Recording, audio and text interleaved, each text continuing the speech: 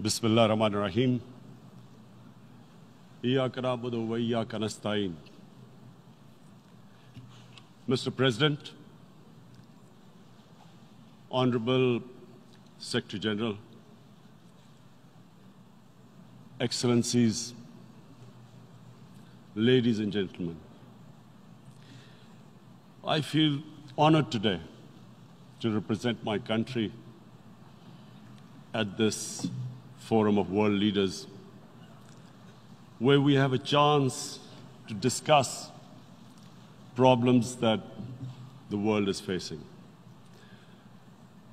I want to talk about a lot of problems, but just four today. And I especially came to this forum despite a difficult time in my country, facing challenges.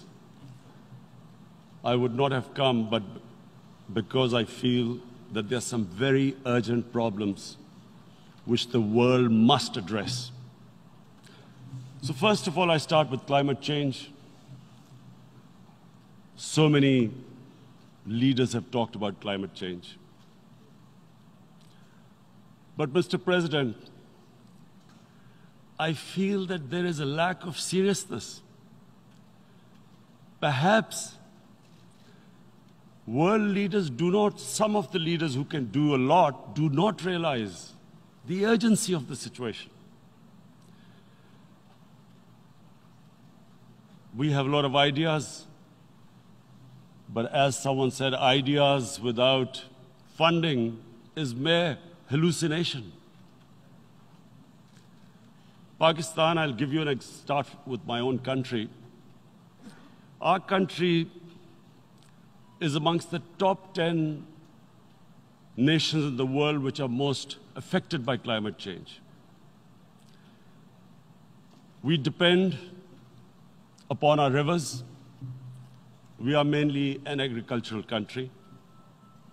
And 80% of the water in our rivers comes from our glaciers. The glaciers not just on the Pakistani side, even India. The river, the 80% of the water in Ganges and the Indian rivers also comes from the glaciers, from the Himalayan glaciers, Karakoram, Hindu Kush. And these glaciers are melting at quite a rapid pace. We detected already 5,000 glacial lakes in our mountains.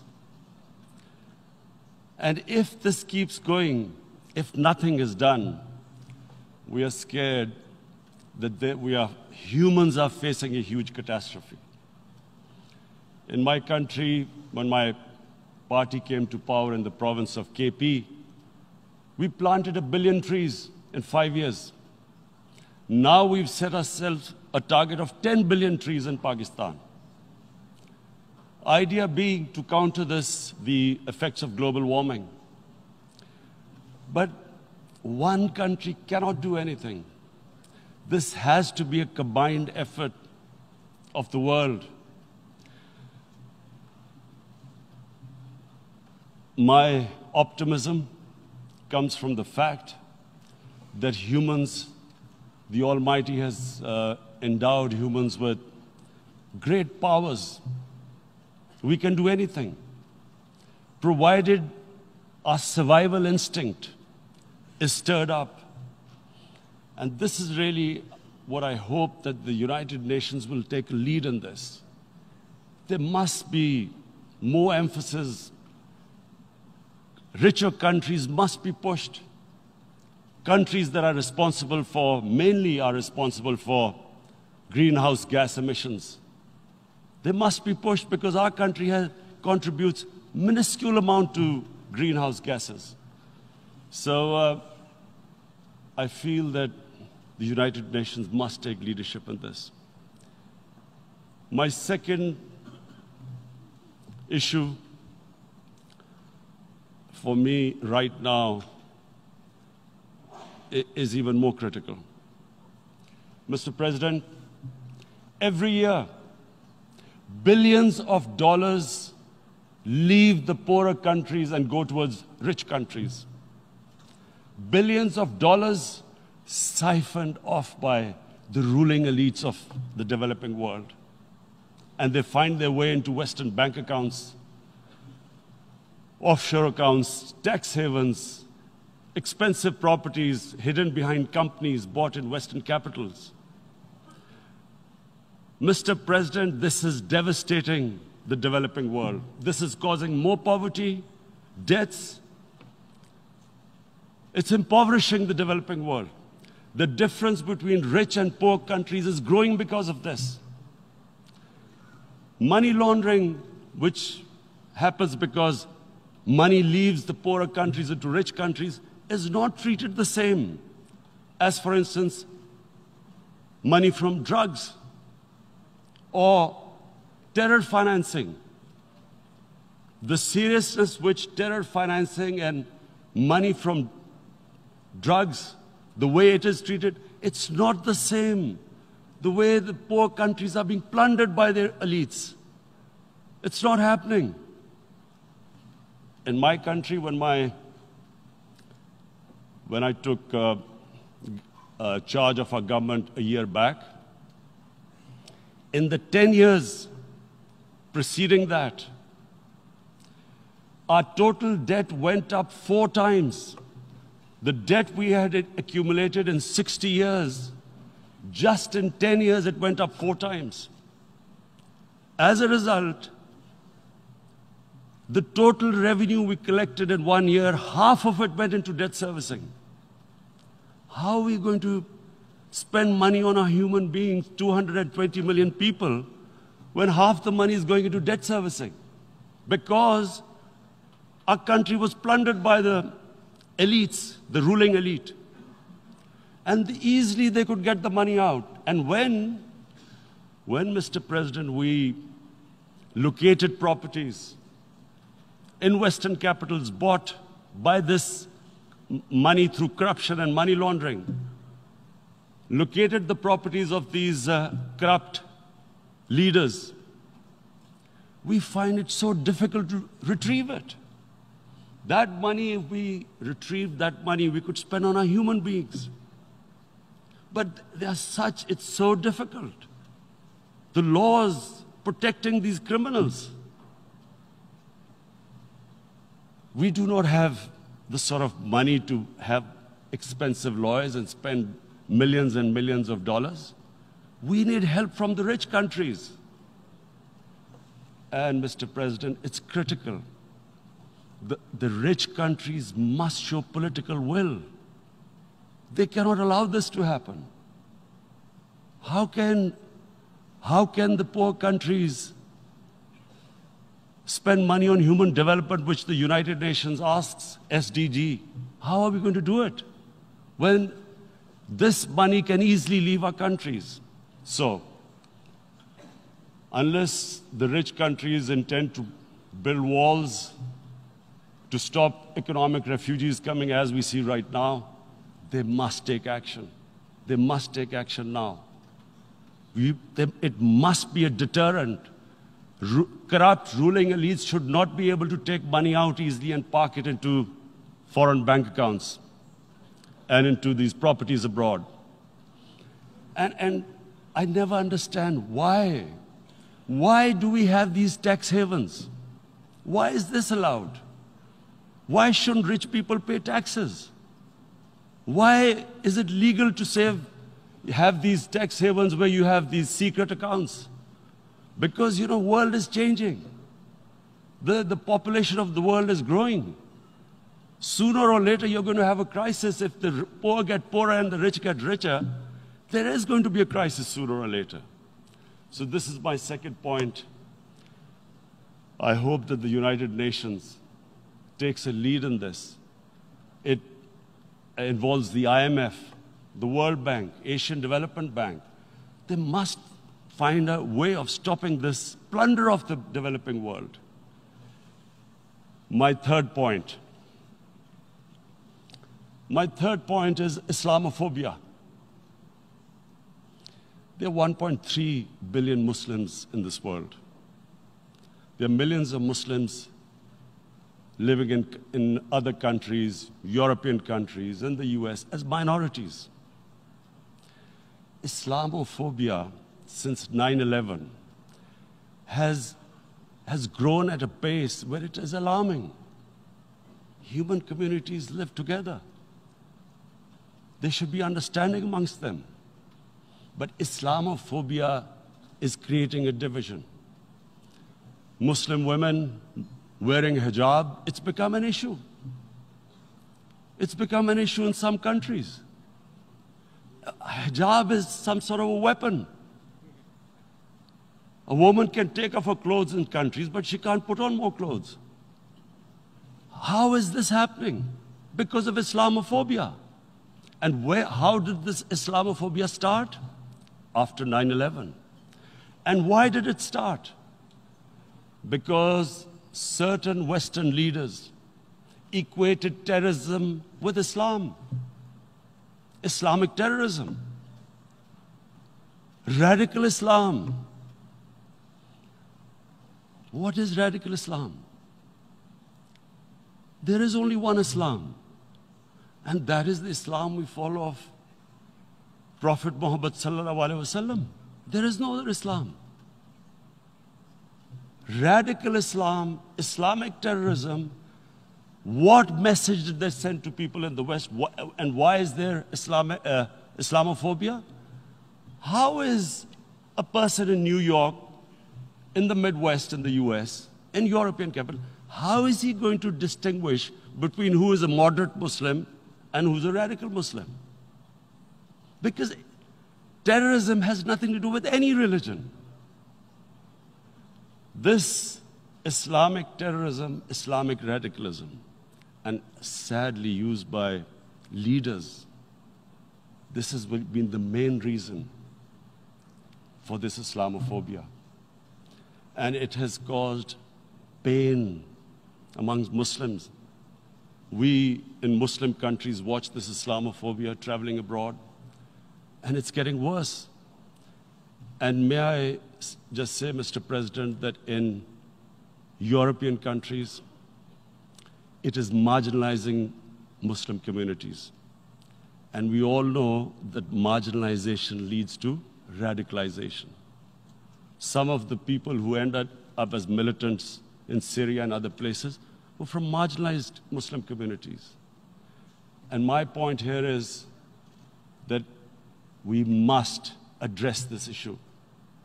I'm sad to say that we Muslim leaders have not addressed this issue either.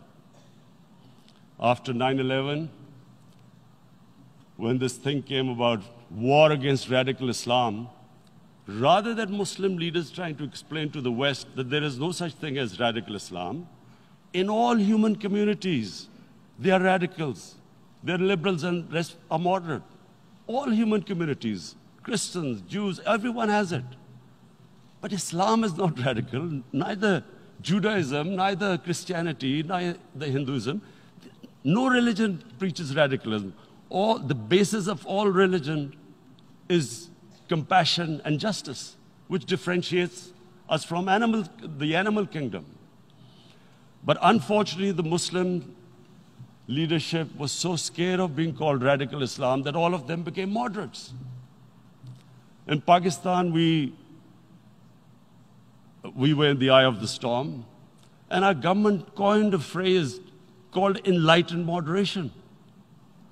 No one knows what it meant, but everyone started putting on Western suits that they were moderates, started speaking. Even those who didn't know English would speak English because they were moderates. No one had a clue what it was, because we, in the Muslim world, did not explain to the West that there is no such thing as radical Islam. One of the reasons why, after 9/11, Islam was supposed to be equated with terrorism was suicide attacks. Because the 9/11 bombers did a suicide attack, all sorts of theories came up that the Muslims are involved in suicide attacks because they will get virgin in heavens. Some came up with, what about women, suicide attackers? So this bizarre thing happened. No one explained. Suicide attacks and Islam were equated. No one did research that before 9/11, the majority of suicide attacks in the world were by Tamil Tigers, who were Hindus.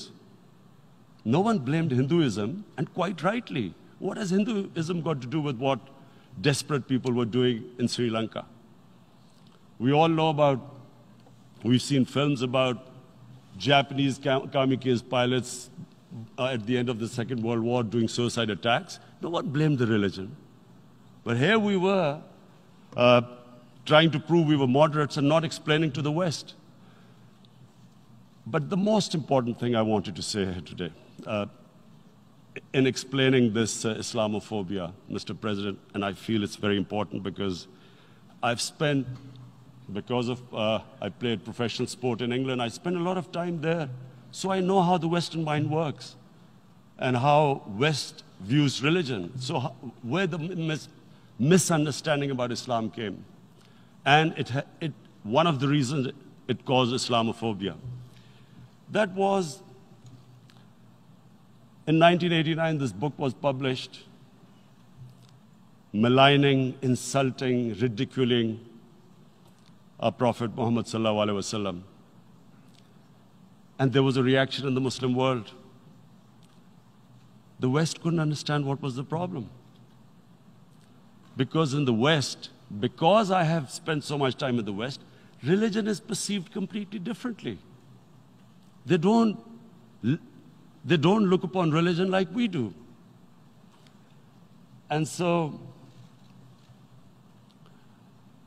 Islam was supposed to be an intolerant religion. It was against freedom of expression. And Islam took a real beating 30 years ago. I still remember it became a watershed. And every 2 or 3 years, someone would malign our Prophet, peace be upon him. There would be a reaction by the Muslims. And again, it was Islam, an intolerant religion. Again, this time, I blame a certain section of the people in the West who deliberately provoked this, knowing the impact it would have. But the majority of the people in the West didn't understand. This is where, again, Muslim leadership let the Muslims down. We should have explained to them what our Prophet, peace be upon him, means to us. So in 1 minute, I'll try and explain what he means to us. Our Prophet was the witness to the divine book, the Holy Quran. The Holy Quran is the book of guidance for Muslims, and the Prophet's life was living the Quran. He was an example of what the Quran guided us to be. So he is the ideal we all try to get to. The Prophet created the state of Medina, the first state in Islam. That state was the basis of a Muslim civilization which became the predominant civilization for the next 700 years. And what was that state? I hear such strange things about Islam, that it is against women, it's against minorities. The first state of Islam in Medina, it was the first time a welfare state was set up. The state took responsibility of the weak, widows, orphans, poor people, handicapped. It taxed the rich, spent the money on the poor. The state announced that all human beings are children of Adam, hence equal, whatever the color of their skin. The state announced, the Prophet announced that, and slavery, the whole system depended on slavery as it did for many years in the Western societies. The Prophet said that one of the greatest deeds is to free a slave.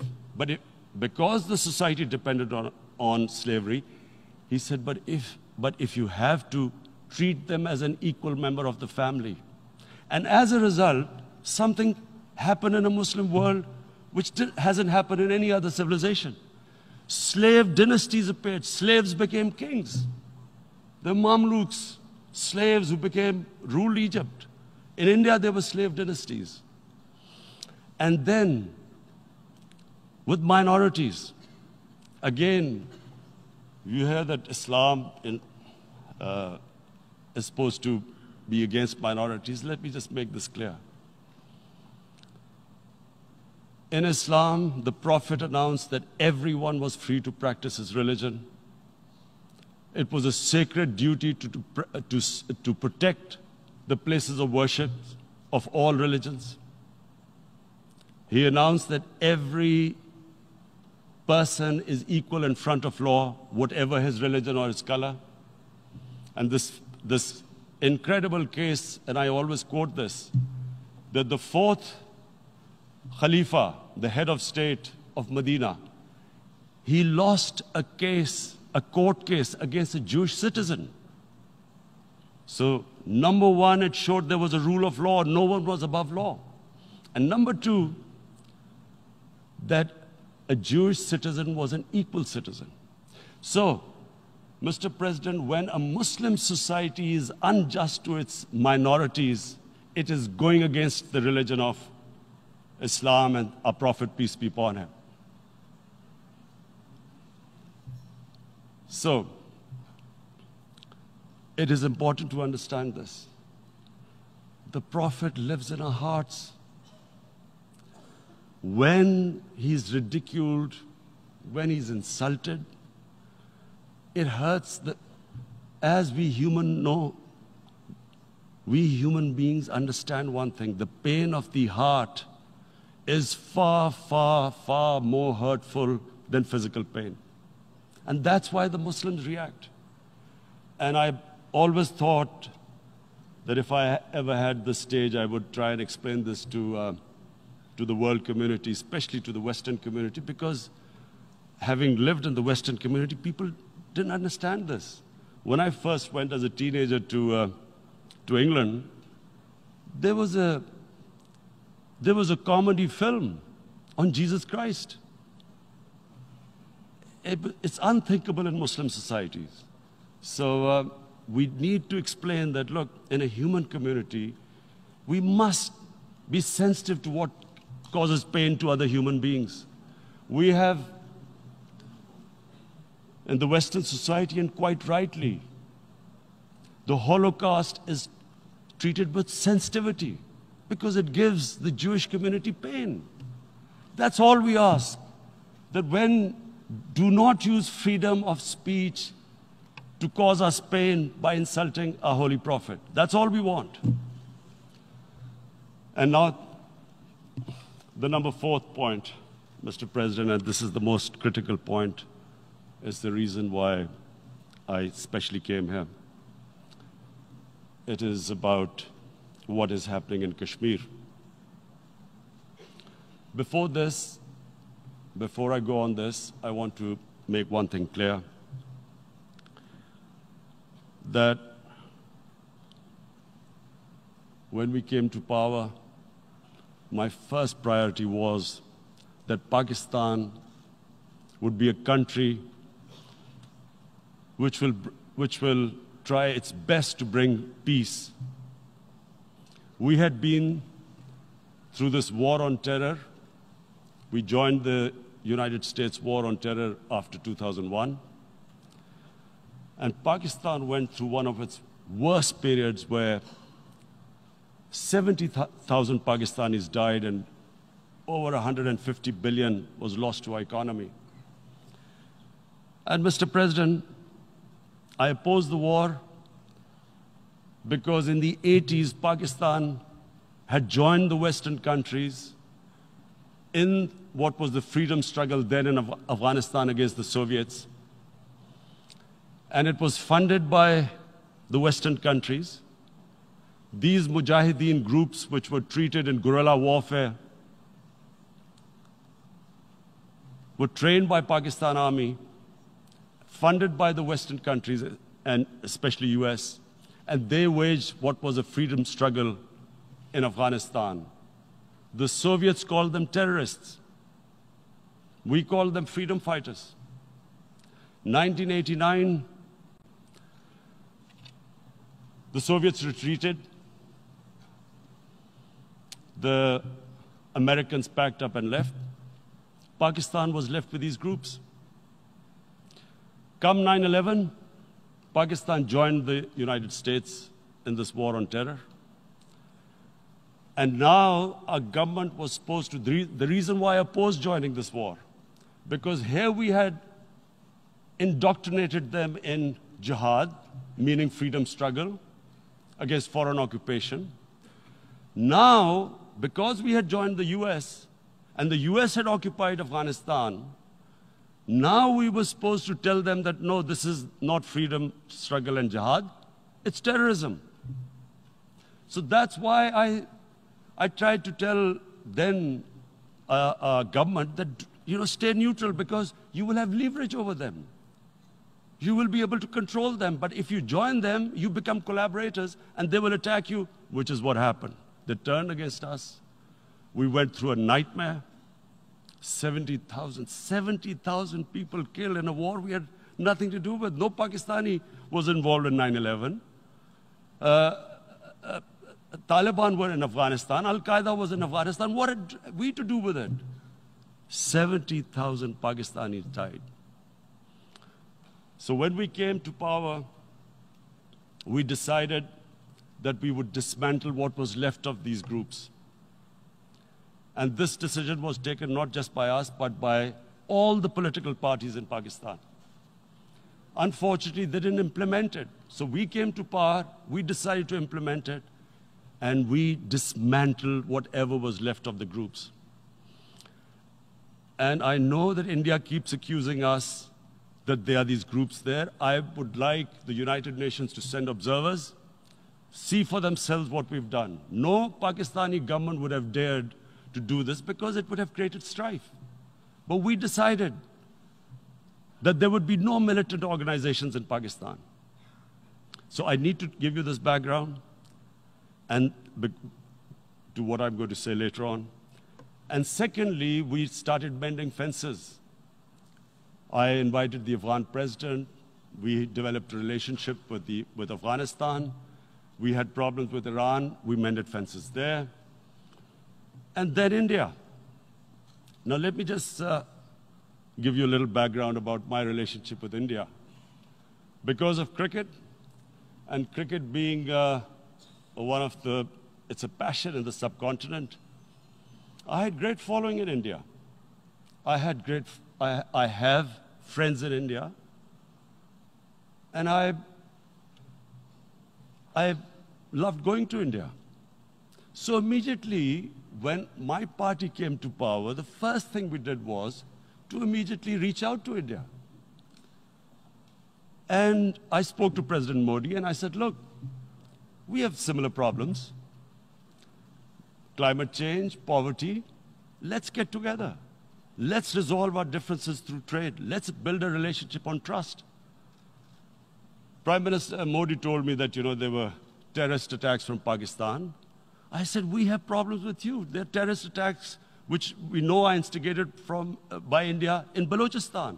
We caught a spy, Kulbhushan Yadav, who admitted what the sabotage going on in Karachi and Balochistan. So we said, look, let's leave that behind. Let's move forward. Our main priority should be our people. The highest number of poor people live in the Indian subcontinent. Unfortunately, didn't make any headways. Our foreign minister was supposed to meet on this in the UNGA last year. India canceled it. We thought that it's their election coming up. It's a nationalist, ultra-nationalist party. It doesn't want to cozy up to Pakistan. So we thought, okay, we'll wait till the elections. Meanwhile, a 20-year-old Kashmiri boy, whose father said was radicalized by the security forces in Kashmir, blew himself up on an Indian convoy. Immediately, India blamed us. I I spoke to the Indian public on television. I said, if you give us any iota of proof, we will immediately take action because we've clamped down on these groups. Rather than sending us any proofs, they sent their jets in, they bombed us. We retaliated. A jet, 2 of their planes were shot down, 1 pilot bailed out in Pakistan. We immediately returned the pilot, saying that, look, we do not want any escalation. Rather than taking that as a peace gesture, the entire campaign, almost the entire campaign of Mr. Modi in the election was how he had taught Pakistan a lesson that they had jets had killed 350 terrorists. Complete lie. They had just killed about 10 trees of ours, which was quite painful given that, we are growing all these trees. He then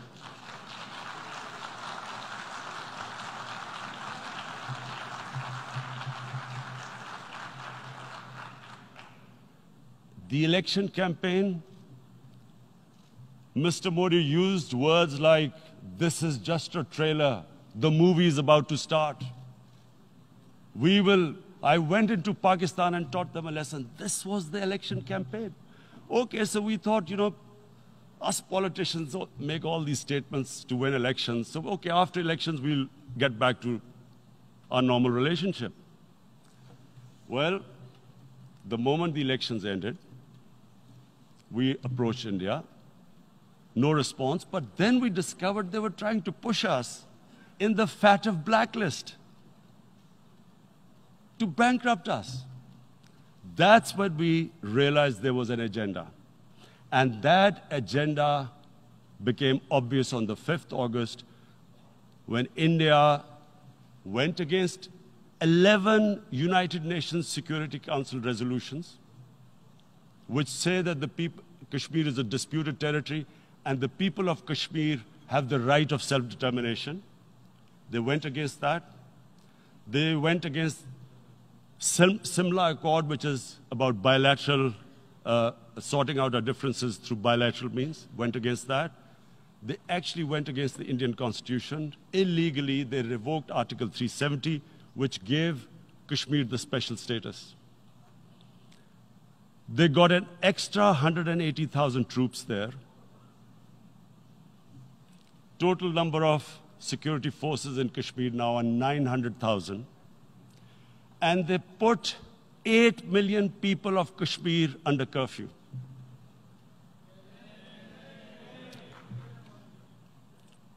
Mr. President,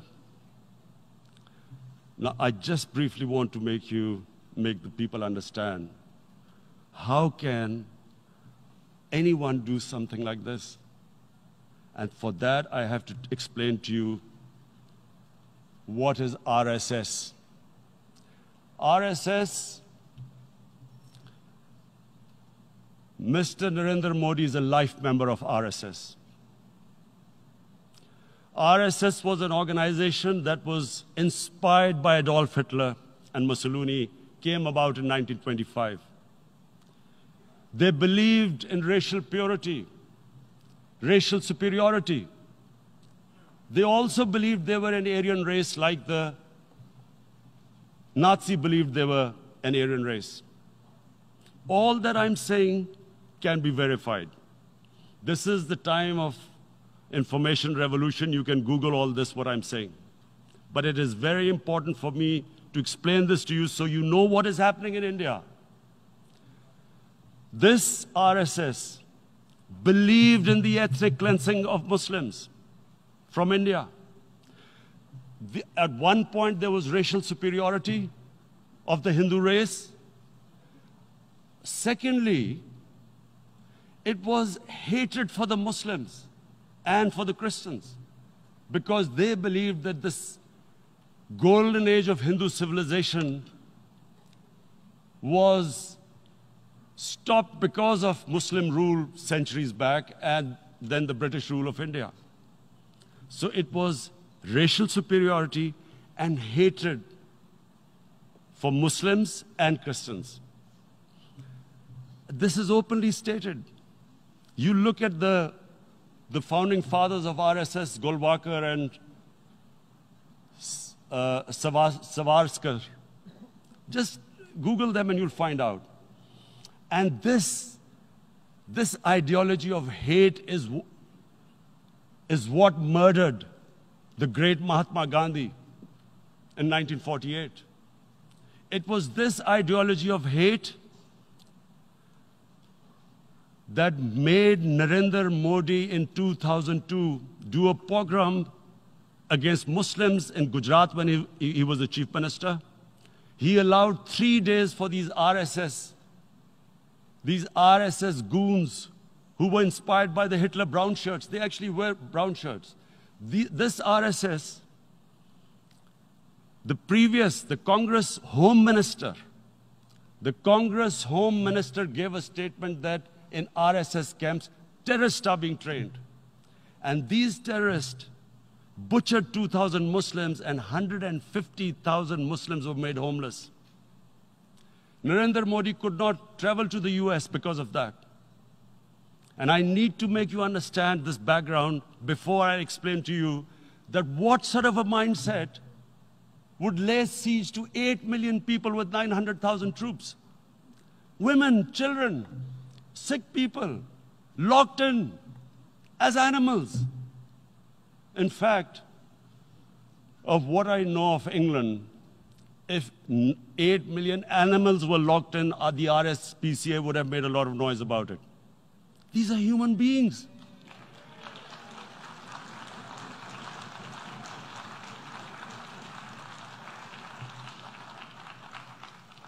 And Mr. President, what comes with racial superiority, these illusions of Aryan superior race, is arrogance. The two go together. And it's arrogance that makes people make mistakes and do stupid things. Cruel things like what Narendra Modi has done. It's sheer arrogance. And it's arrogance that has blinded him from the fact that what is going to happen when the curfew is lifted. Has he thought about it? This hasn't been thought through. What is he going to do when he lifts the curfew? Does he think that people of Kashmir will quietly accept the status quo because India has changed the constitution and taken away the special status? They'll accept that? Mr. President, 100,000 Kashmiris have died in the past 30 years because they were denied the right given by the United Nations, the right for self-determination.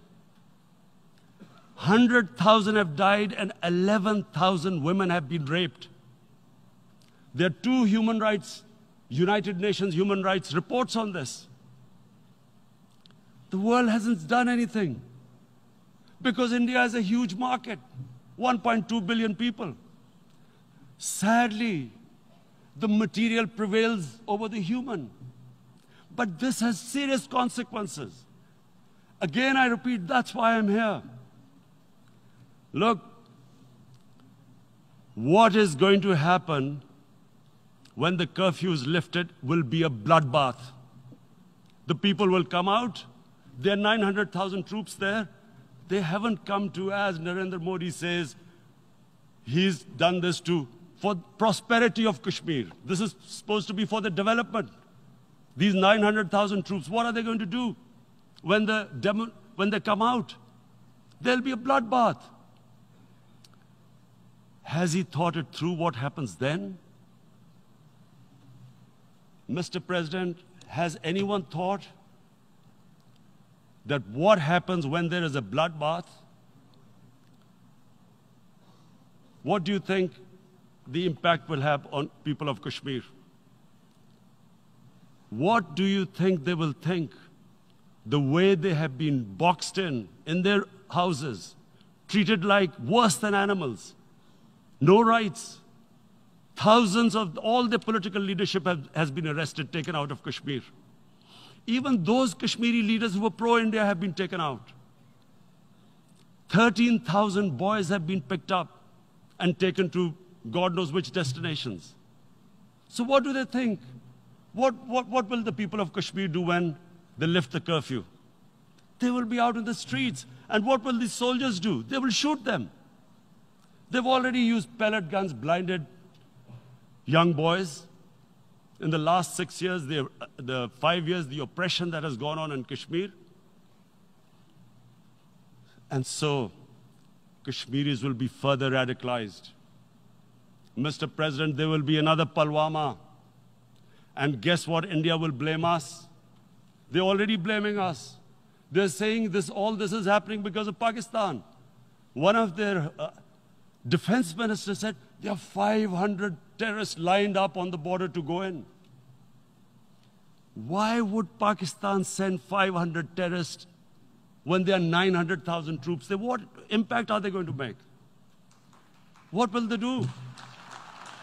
And why would? Don't we know that the moment there is some terrorist attack, all that will happen is there'll be further cruelty and oppression of the people of Kashmir. We will just give the 900,000 troops to further crush the people of Kashmir. And then we'll give the Indian government an excuse that, look, Pakistan is a terrorist state, and this mantra that has gone on, Islamic terrorism. The moment you use this catchword, Islamic terrorism, the whole world turns away. No one talks about human rights. You can do whatever you want, which is what has happened in Kashmir, because they keep using this word, Islamic terrorism. And this is what they're doing right now. What do we benefit from further increasing the cruelty on the people of Kashmir? And why would we want this? But there is no other narrative left for India.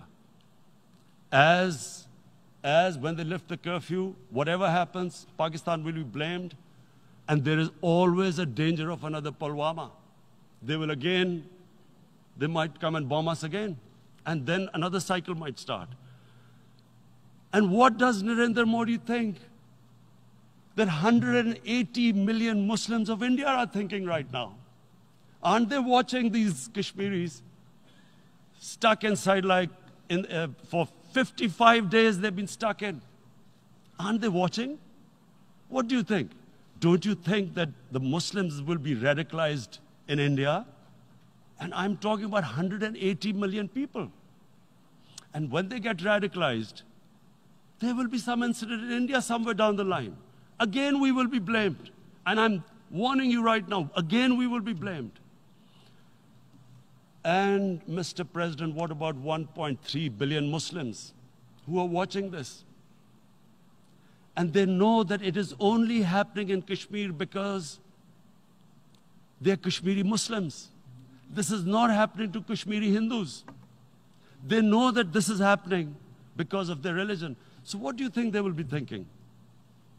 What do you think the Jewish community would think if they were, forget 8,000 Jews stuck like this? What do you think Europeans would think? What do we think? I mean, any human community, if their members are stuck like that, what do you think they will think? Are we a children of a lesser God? Is it not going to cause us pain? And then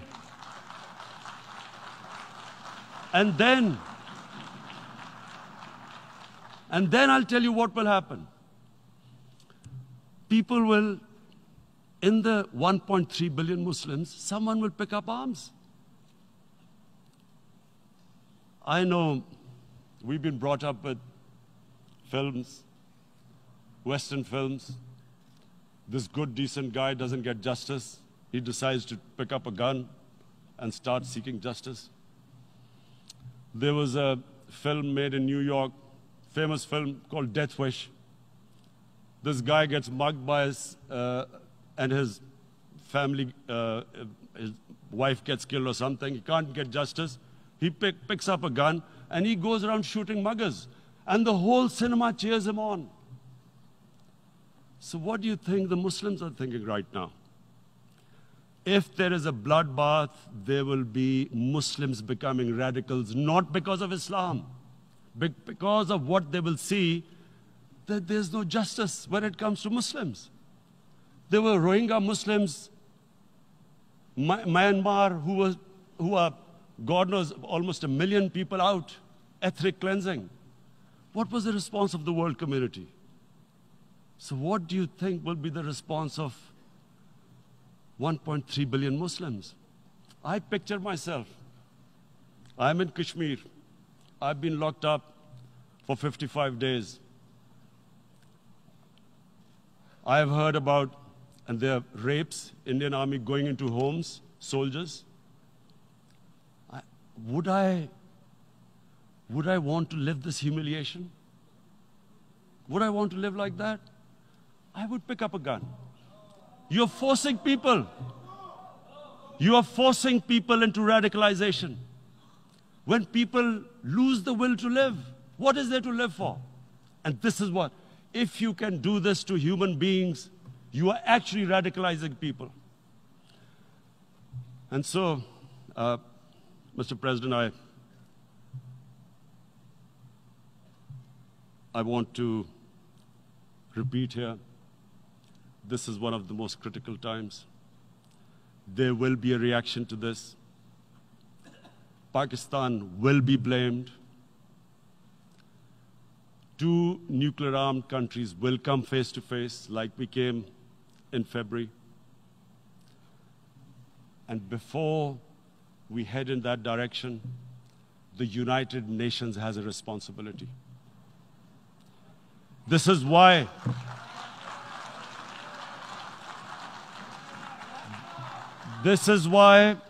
the United Nations came into being in 1945. You were supposed to stop this happening.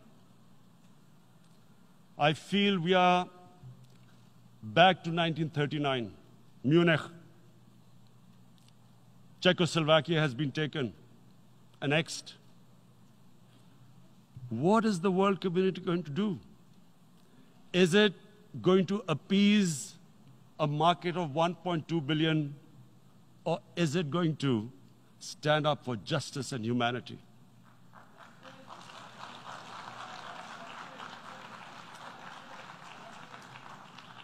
If this goes wrong, you hope for the best, but be prepared for the worst.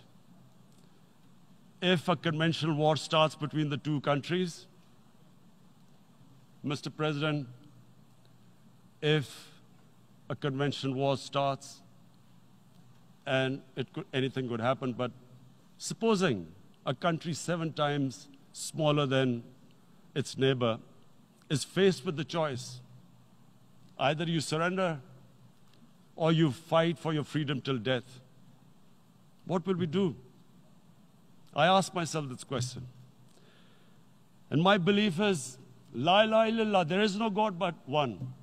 And we will fight. And when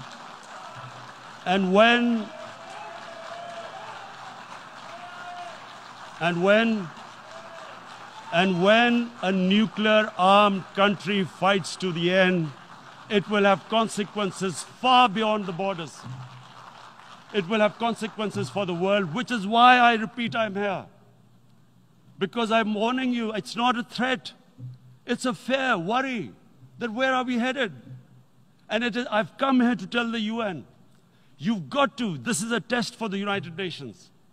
You are the one who guaranteed the people of Kashmir the right of self-determination. They are suffering because of that. And this is the time. This is the time not to appease like in 1939 appeasement took place. This is the time to take action. And number 1 action must be that India must lift this inhuman curfew, which has lasted for 55 days. It must free all political prisoners, and especially those 13,000 boys that have been picked up. Parents don't know where they've disappeared. And then the world community must give the people of Kashmir their right of self-determination. Thank you.